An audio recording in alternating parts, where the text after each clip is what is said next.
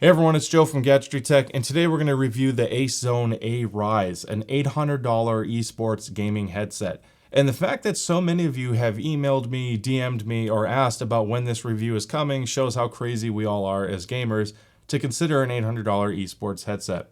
So there's a lot to discuss with this review. This is going to be a long review because this is a unique headset. You're not just paying $800 for better build quality or better footstep awareness. Purely on that alone, you would get diminishing returns very quickly. So there's some unique stuff and special things that the A-Rise does, and we're going to cover all of that. Now I want to start with some disclaimers. One, this was sent to me for review, and I want to thank AceZone for doing that, and I have had this for about a month and a half to 2 months. I had to delay the review because I've been sick for like 10 days after traveling to CanJam, so everything got kind of pushed back. But huge thanks to them for being patient. 2, this is a real esports headset, not a gaming headset that says great for esports. It's built with real-world esports usage in mind. Now, they have the A-Live, which is the A-Rise, but not sold to the public because the A-Live has special features only for tournament organizers. And they won't disclose, I actually really pressed on this, what the differences are. They won't really share everything, but it does include some stuff for administrators to help monitor comms or to be able to inject their own audio into the headset. It's case by case because it depends on the customer and what their specific needs are. They're uniquely built. But the A-Rise is basically giving you all of the esports level stuff, the hardware for noise rejection, etc., but without the admin stuff for a tournament, an actual tournament. So for anyone looking for an esports headset at home, that's what this is. Now, to be that good at esports, some sacrifices have to be made and some very specific design choices have to be made, both of which may not appeal to a lot of people. So I'm going to cover what that is, but I do want to do that disclaimer because just because it's more money doesn't mean it's a better headset for you. So let's start with the basics and cover what this works on. Now, this is a USB-C headset. It's wireless in the sense that it has Bluetooth, and that does include aptX and aptX HD along with SBC and AAC. So you can use this as a Bluetooth headphone or headset for a mobile device. However, it's obviously intended to be a USB-C gaming headset, and that does work on PC, it does work on Mac, and it does work on PlayStation. I tested this exclusively on PlayStation, and it worked great there. Now, on the note of PlayStation, just so I don't forget, you cannot adjust the volume on the headset when connected to PlayStation. The volume buttons on the headset control Windows volume, but it does not do anything on PlayStation. So because this works with USB-C and this shows up as a 2-channel device, you can use Dolby Atmos, Windows Sonic, Dolby DTS on PC. On Xbox, you can still use Atmos because you can use an analog connection. There's no USB to Xbox, but there is a 3.5 millimeter cable included. It's TRRS, meaning the microphone still works. And on PlayStation, you could still use Sony's Tempest 3D audio. Now I want to quickly compare the A-Rise to the A-Spire. And I reviewed the A-Spire in the past. I'll have links in the description below for that. You can see the difference just in the case design. The A-Spire is smaller, lighter, more comfortable. It's the more daily driver type headset. So you have this foldable system. The build quality is not quite the same, but you still get excellent noise cancellation. The same function and feature set, it works on all of the same platforms with spatial audio, just like I covered earlier, but it's just smaller and more dainty. Now, it has analog as well, so you can use it on Xbox. Funny enough, even the USB-C cable is thicker on the A-Rise. The Aspire still has a nice cable, but the A-Rise is even more robust. Now, they obviously both come with travel cases, but I want to discuss what's different. So the A-Rise, the biggest improvement and what you're spending the most money on is the noise isolation, and not just active noise cancellation, but passive. This is a clamp on your head and it blocks out almost everything. It has the best passive noise isolation of any audio product, period, that I've ever used, which is of course by design. Think of this as your, if you've ever gone to a shooting range and you wear protective headwear, or if you ever flown a plane and you wear protective headwear or like a headset with comms, this feels more like that, like military grade stuff, and that's because they are using military grade sound deadening materials. The amount of work that they put in to block exterior noise even before this is turned on is pretty monumental, and that's the most noticeable thing when you first put it on. Now, this also has an upgraded chipset, so there are two different chipset algorithms working in tandem here to help with microphone noise rejection. So the A-Spire has the basic filter only, whereas this one has the advanced option, which I'll show you in the microphone test later, to block out even more noise while you're talking. So if you're in an actual esports environment or very loud coffee shop or some kind of tournament environment, this is going to do all of that extra work to block it out as much as possible. Now with the A-Rise, you obviously get better build quality. That's very apparent. I'm going to cover this more in depth, but that is another improvement over the A-Spire, which I will come back to at the end of this review. Think of the A-Rise as a headset designed to help you hear the game as much as possible while hearing nothing else as much as possible. That includes the game audio, and that includes the microphone, which means your friends are less likely to hear background noise. It is the ultimate noise isolation machine. Now, most gaming headsets use something called feedback-based ANC, and that's going to help reduce background noise from things like airplanes, your CPU fan, AC and HVAC, things like that. This also has feedback ANC, but it also has feed-forward ANC, in addition to the whole passive noise isolation thing I mentioned earlier. So when you combine feed forward, which can better block out higher frequencies, not like very high frequencies, but higher than feedback, but they work in tandem with each other, then the passive noise isolation is really the only way to effectively reduce or block noises above 1 kilohertz or so. So they use all three of those tools and technologies together to give you this level of noise isolation, which I'm going to show you in a really cool demo here in a moment. Now, taking a closer look at the buttons and design of this headset, it's a pretty straightforward interface. You have a power button on the left, which if you tap it, you'll get a voice prompt letting you know what your battery life is. Battery 100%. And this is fully charged because I pretty much always have it plugged into USB-C because I'm using it for a gaming headset and not for Bluetooth. This button here can change modes, so you can toggle through the built-in EQ profiles, which not only change your sound quality, but also affect your active noise cancellation settings, microphone settings, things like that. You can also do user custom presets, which the A-Spire did not have, and the custom preset does include a bass and treble slider. It's not any kind of 5 or 10 band EQ, but your own profile can also impact your ANC choice if you're hearing transparency mode to kind of hear more of your background. Or even do the microphone side tone to hear yourself. So you can toggle through all of that here, or you can use the Bluetooth app via your Apple or Android device to make all the same changes without having to ever touch it. The controls on the right-hand side, you obviously have a plus and minus, which most people will associate to volume increase and decrease, which is correct. And then you have the play pause button here, which is your media control. This all works for me on Windows. However, it did not do anything on PlayStation as mentioned earlier. So make sure if you ever plug this in that you're not in the middle of a gunfight already on your PS5. Plug it in while you're on the dashboard and adjust your volume before you get into the thick of it. Now moving on to the bottom of the unit, you can see the USB-C and the auxiliary input. Now the aux input is not passive. The headset needs to be turned on in order for it to work. And that's because it's applying all of this advanced DSP to adjust your sound, the active noise cancellation. Basically everything that makes this work the way it does, it needs to be on for it to do that. This is simply another means of feeding it audio. So there's an analog to digital converter inside, or ADC, and that's going to take your signal from your Xbox controller and make it work. I did use this on the Xbox controller with the Turtle Beach Air Force audio hub controller. It's like $40, and that gave me game to chat mix on the controller itself, and then I could just use this for the volume. I still got all the other perks I liked, but it does sound better with USB-C though. There's a little bit better bass response, so if you can use USB-C, I would always prefer to stick with that. Now in terms of build quality and comfort, when you first take this out of the travel case, two things hit you, and that's holy cow, this thing is built like a tank, and it's heavy. When I put this on my scale, I have 538 grams, which is not a light headset by any means. It's one of the heaviest ones I've ever measured and used. Now, it's built like a unit. Like seriously, the amount of metal here, and this is forged. It's like drop forged aluminum, which is brushed on the outside. And then you have this like vented grate system inside the yoke. This is all metal. Everything here is metal. So you don't have to worry about this thing breaking. And I think this helps because one, it needs that strength because of the clamp force that I'm going to talk about in a moment.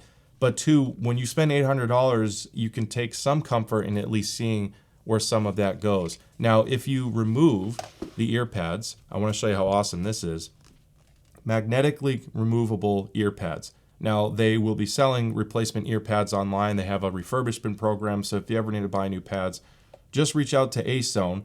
But removing the pad exposes the driver baffle, which is not a normal looking driver baffle. You can see a lot of different angles here. You see this foam, which is actually, you can press it in a little bit.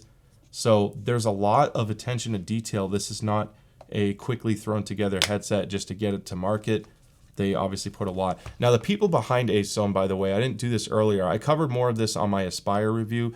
These guys have some serious audio chops. They've been in the industry for decades, both on the audio engineering side, even on the military communication side. So they know what they're doing, and you can see why you have unique things like that. Now, at $800, the buttons are very basic looking, but they are very durable and tactile. You can tell they went with utility over fashion in this case, and they didn't just go with like a luxurious looking headset. They wanted everything to work and be consistent, and you can tell just by how you interact with it when you touch it or press in the buttons. Now, focusing more on comfort, I want to talk about clamp force, and oh my god, this thing is bonkers with clamp force. This makes the Turtle Beach Stealth 700 Gen 2 feel like it skipped leg day and arm day. It is that powerful. I almost wanted to go to the store and buy a melon just to put this thing on it and show that I could pick up a appropriately sized melon of choice.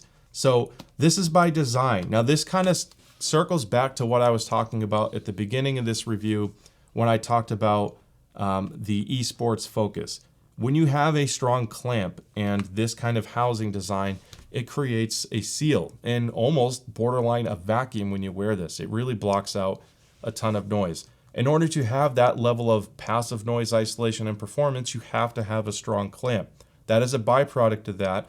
And that is going to be the biggest turnoff with this headset if you're gaming casually at home and don't need to block all of that noise out. This is what it's built for. And if you're not using it for that, you're paying the price for no reason. So they combat this a little bit with the pad design. Now, this is a fully articulating headset. I get great rotation, and those metal hinges are no joke. I mean, there's no flex where it shouldn't flex, and you can even lay this flat. Now, the ear pads themselves, if I hold this vertically, you can see there's a little bit of a line to it. They're not just angled ear pads. They're actually 3D shaped to create the better seal around your ear. Now, this is leather. It's perforated on the contact patch of your skin, and then you have solid leather on the outside. The magnetic thing is really such a nice touch. But the byproduct of doing this, when you put this on, because of that shape, yes, it's squeezing my head very hard. It's the first thing you notice, and honestly, the first 30 seconds are the most uncomfortable part of wearing it. You do get used to it once you get past the clamp force, and part of that is because the distribution of pressure is pretty even around your ear. The most pressure I get from my head is right here on my jawline. Now, you want to make sure that you size the headset correctly so you reduce the pressure down here but still make a seal, and once you do that, comfort improves. Now, as far as adjustability goes, the yoke is a telescoping yoke. And although you can't see it on my top-down view, I'll do a close-up, but you can see that it's clearly numbered, and it goes all the way to 9. So it makes it nice and easy to dial in so you have a symmetrical size to fit your head, making sure both yokes are the same length. Now, getting past the clamp force, the comfort overall isn't too bad, thanks in part to the shaped pads right here. You do have to make sure it's sized correctly. Now, the headband is a sheepskin leather. It's a really nice material. The padding is fairly thin and firm, which if a lot of people associate that with purely off headband comfort, on normal headsets, you'd be right. You'd feel a little bit more pressure on the top of your head. Now, I like that there's a little crease in the center of the headband that helps reduce some pressure, but because this isn't like heavily padded, if you wear a cap like this with the button on top, just keep in mind you're gonna have to angle the headset slightly forward above that button because you don't want to put pressure on it. Now, because the clamp force is so strong, it's really not using the top of the headband as much. It can basically do the entire seal only with the ear cups. Now, just to show you what I'm talking about, I normally don't do this, but I'm going to telescope this all the way out. I'm going to put it back on my head. You could clearly see that it's above my head. I could fit my fingers on, and it's still holding. Now, this is not sealed correctly. I have a break in the seal up here, but that's how strong the clamp is. So there's not a lot of pressure on the headband itself. So you're not gonna feel that stiffer pad as much as you'd think. Now, looking at the pad dimensions, if you're concerned with how it fits your ear, there's some unique things I want to call out. So you have about 44, 45 millimeters of width on the pad, if I can get that glare off the screen. And then if I look at the height is pretty good as well. You're at just over about 60 millimeters of height. Now, normally with pad depth, I just put the ruler in and I can kind of see where the top of the pad hits. But because of this angled baffle and the driver coming up, I want to measure it more like this because I want to hit the driver and I don't want to go all the way into the side of the enclosure itself.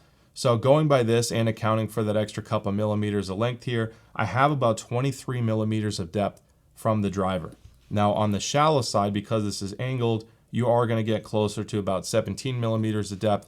But I can tell you from the way this is shaped, your ear shouldn't really touch the middle. It's spaced out quite well. They are very deep. You know, if I look at the deepest part of the headset itself, I'm hitting almost 30 millimeters. It's just that the driver baffle comes forward just a little bit. I never had my ears touch the baffle in any way. I pressed on it quite a bit and it didn't really make it touch, but I just wanted to call out that enclosure design. Now, normally I do a pad compression test, but that's kind of tricky on a pad that has a 3D shaped mold to it because it's never going to have an even compression, but this does kind of highlight the differences. The biggest thing I want to call out though is when you have this strong of a clamp force and a not so compliant pad, you can see I'm poking it pretty hard and it doesn't move too much. This is designed to fit you well without having to squish down much to create that seal. The impact of this though is this is not the best headset on the market for people who wear glasses. Honestly, I think that the SteelSeries Nova Pro with Wicked Cushion Freeze pads or the Stealth Pros or just a lighter, more comfortable headset, something from Razer, for example, they tend to do better for glasses. This one on several different frames, even my thinner ones, did cause some discomfort, and then you also break the seal, which affects noise isolation. Now that's obviously a negative for some, but this all goes back to noise isolation, and this is why I want to show you a really cool demo to kind of explain what this actually means in real life. All right, so with all this talk of passive noise isolation and active noise canceling, I thought it'd be cool to include a test. So this is the mini DSP ears. I do not use this for measurements. It's not accurate enough, but it has two little artificial ears here and microphones on each side so I can do binaural audio recordings, which we'll do here. SteelSeries Arena 7 speakers, subs on the floor, and I have a MacBook playing the sound clips of a very loud crowd pointed right at the ear, so it could be kind of loud. I'm going to start with the Corsair Virtuoso Pro open back. No fault of the Virtuoso Pro. This is just the nature of open backs. It'll have very little impact on blocking out exterior noise. Then I'm going to show you the Nova Pro wireless with active noise cancellation enabled, the AceZone A-Spire, and then the A-Rise at the very end. So without further ado, let's hit play on the crowd.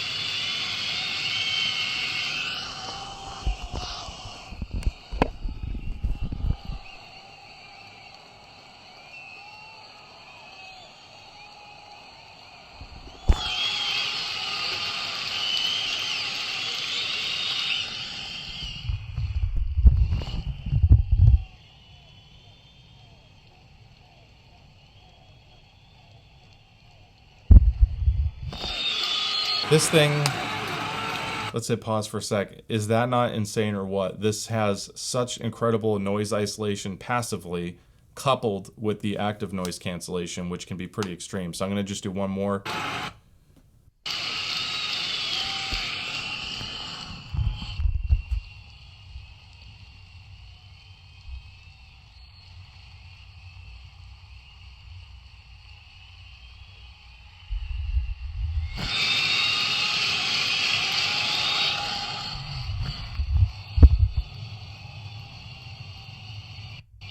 I mean, that's pretty dramatic. So I hope that gives you an idea what I'm talking about. Let's move on to the next part. All right, now I'm talking to you on the AceZone A-Rise microphone, and it's actually a pretty good sounding mic. It's not the best microphone you could possibly get, but they did build this specifically to focus on noise rejection. So you have to keep that in mind.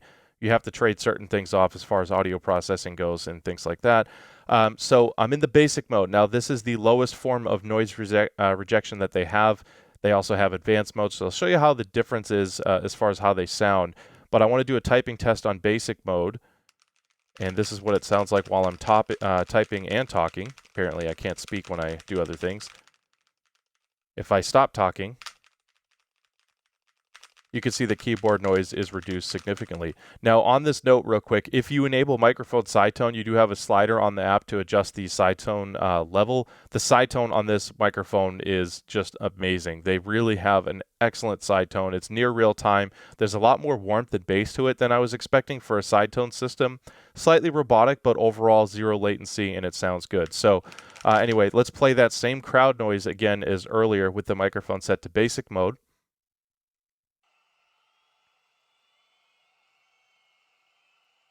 And you really could not hear the crowd much at all. That's pretty insane. Now, obviously, as I'm talking, you are hearing more of the crowd noise. And this is louder than I was doing this earlier when I did the passive noise isolation demo.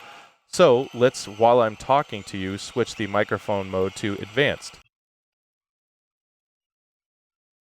That noise is still there. You can hear it now when I'm speaking, but as soon as I stop talking, you can't hear anything. And just to show you how loud this really is, I'm going to switch over to the shotgun mic. And then back to the headset. That's crazy. So it's almost not real. It's got such good noise rejection. Now that uses multiple microphones. Let's stop this crazy noise to help with the noise rejection. So I'm going to do a typing test with it on advanced mode just so you can see kind of, what it sounds like.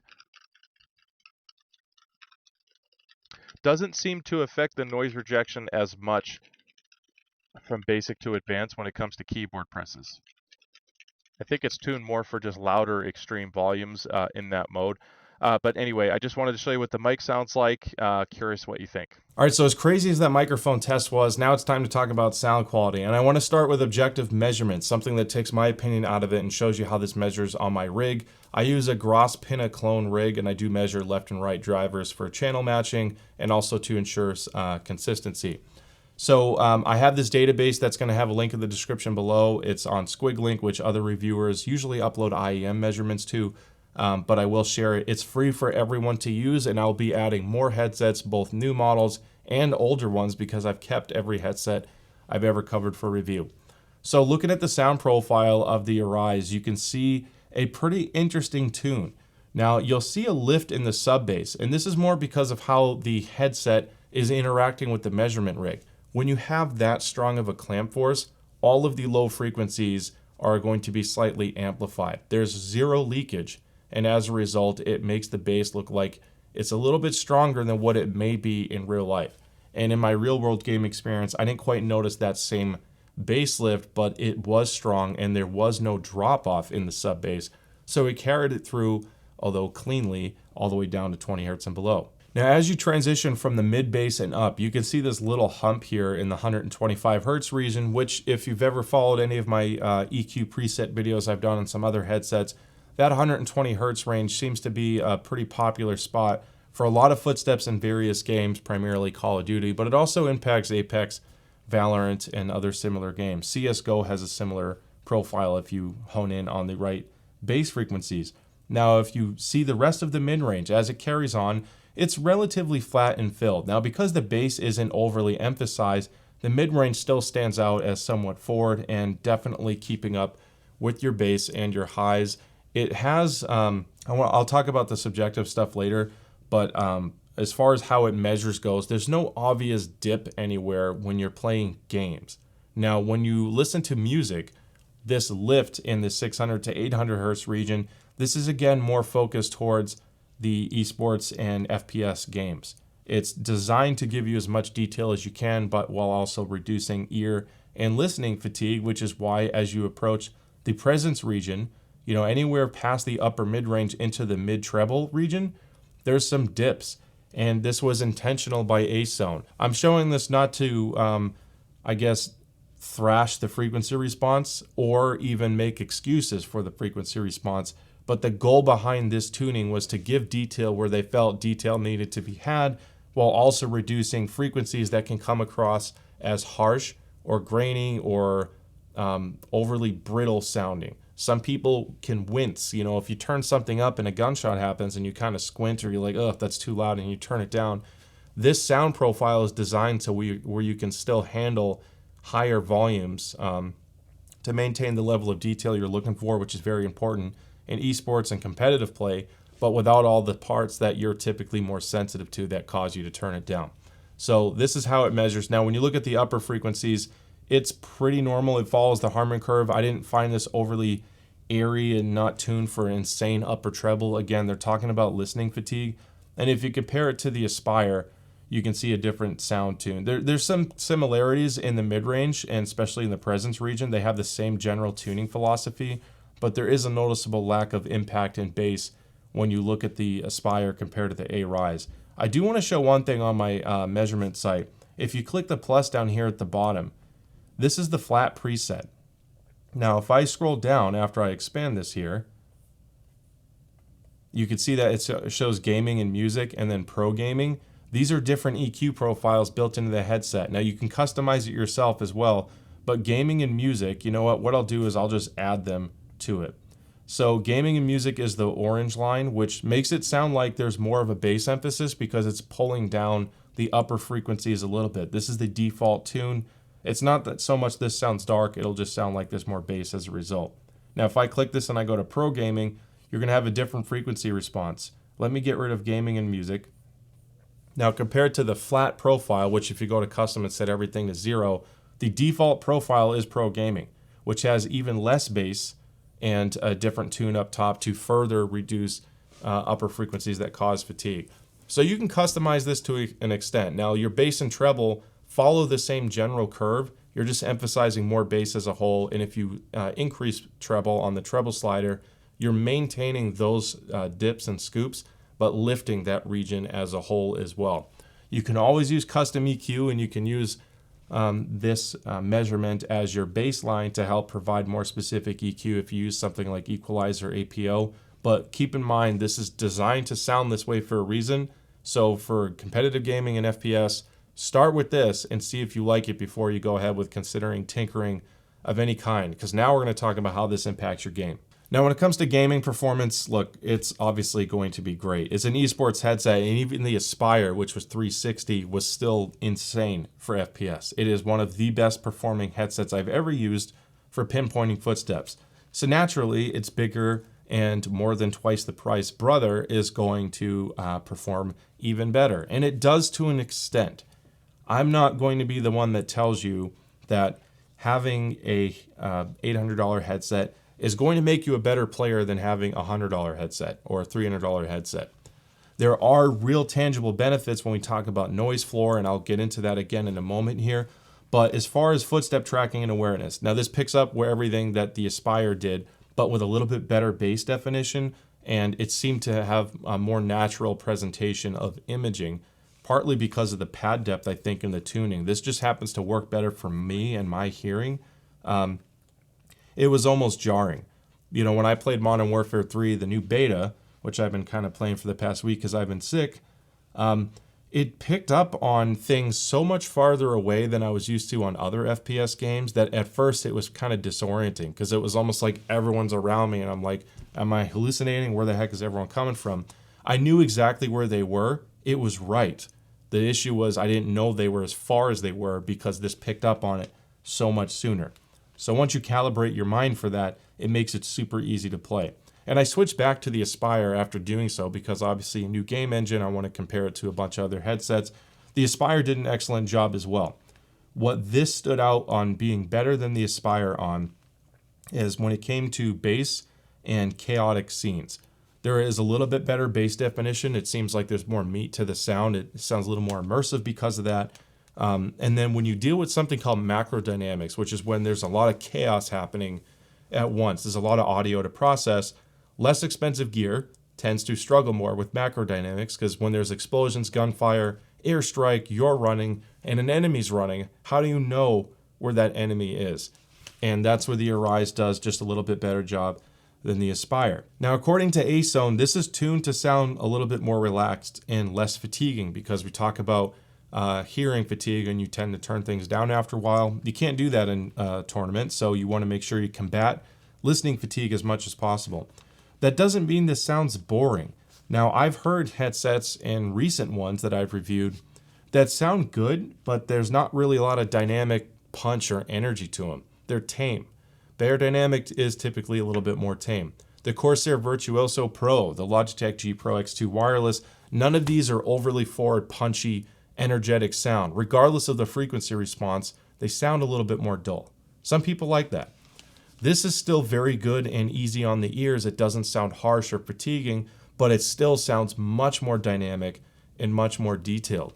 These custom 42mm drivers are no joke, and you can tell they really know what they're doing. Now, just to cover my bases, I know I'm going to get asked about soundstage and music performance. And the soundstage on here isn't bad. It sounds natural. It doesn't sound overly airy and too extended up top. Again, I think that has to do with the listening fatigue, but the soundstage wasn't as open sounding as a good open back, especially when you get into something like the Sennheiser HD800S, the HiFiMan Aria Stealth or Organic, or even the VZR Model 1, which surprisingly still has an exceptional soundstage for a closeback. When it comes to music performance, these dips and peaks and scoops that they do in the frequency response, it does help reduce listening fatigue, but if you are very familiar with a song and you have a good reference head vocal to compare it to, this does color the sound a little bit. This is geared more towards gaming. You can listen to music on it, of course, but don't expect $800 audiophile sound specifically for music. Something like the Meze 109 Pro at that price range is going to do a better job if that's all you're concerned with. All right, let's talk about some final thoughts because there's a lot of important things to summarize here. This is overkill for like a huge majority of people out there. It's not needed. I'm not a shill and going to tell you you have to get this. What the A-Rise does is executes AceZone's vision of what an esports headset needs to be and what esports players need from a gaming headset. Esports. If you're sitting at home and it's quiet, you're not going to benefit from a huge chunk of what you're paying for, and now you're putting a very strong clamp on your head. It's overkill. That's what the A-Spire is for. That's what headsets like the Model 1, the Nova Pro, and Turtle Beach Stealth Pro is for. However, if you've ever been home and there's people screaming in the background, someone's vacuuming in your room, but you're still in Warzone or some battle royale game, there's 6 people left, you're in a bush praying for dear life that you can hear someone coming so you have a chance. You won't hear him as much with that vacuum going on most headsets, but you will with this, and that translates into esports. When the crowd is cheering, hopefully for you, not your rival, and screaming their face off, you need to suppress that as much as possible. And no headset does that better than the A-Rise. So that's where you get a real tangible benefit because now your noise floor is significantly reduced, which again reduces listening fatigue and it lets you hear the stuff that matters. Is the headset perfect? No. If the environment is completely quiet and you're running the most aggressive noise cancellation, there's a little bit of a run condition where you hear like a hiss that slightly builds up because it's trying to suppress effectively no noise. So you turn off ANC and it's not an issue. In a noisy environment, you leave it on. When you look at the microphone, which is flip to mute, which I love, I didn't even talk about that on the mic part of my review, but if you notice, I have a little rubber band on my foam sock. They give you 2 of these in the box, which is awesome. This isn't the most secure sitting sock. I wish they had something done differently on the design to make it hold better. I've had this pop off on me multiple times, which is annoying. So thankfully, the cables that came in the box, like the 3.5mm cable, is wrapped in this little rubber band. I just took that and put it around the sock. It did not affect my microphone performance. This was on during my mic test, but now the sock is much tighter. So that about wraps up the review. Look, if you're in esports or in an insanely noisy environment, the A-Rise is untouched, unrivaled. No one can absolutely get close to how much noise reduction this has as a gaming headset. It's never been done before. That's why this is getting so big in the esports scene. And if you're watching this video and you're into esports or you have aspirations of being in that and you don't want to buy stuff later, the A-Rise is the ultimate for noise reduction and the competitive edge in such environments. If you're not in a crazy environment, check out my review on the A-Spire. Save yourself over $400 and maybe put it into some games and still get an excellent FPS headset for home use. There's obviously other brands as well that I mentioned earlier. There's some awesome options out there. But for this specific vision, the ultimate noise reduction, high-performing, FPS-focused headset, the A-Rise absolutely crushes it. So I hope you found this video helpful. Don't forget to like and subscribe. I'd love to see you at the next video coming out. With that being said, I'll see you next time.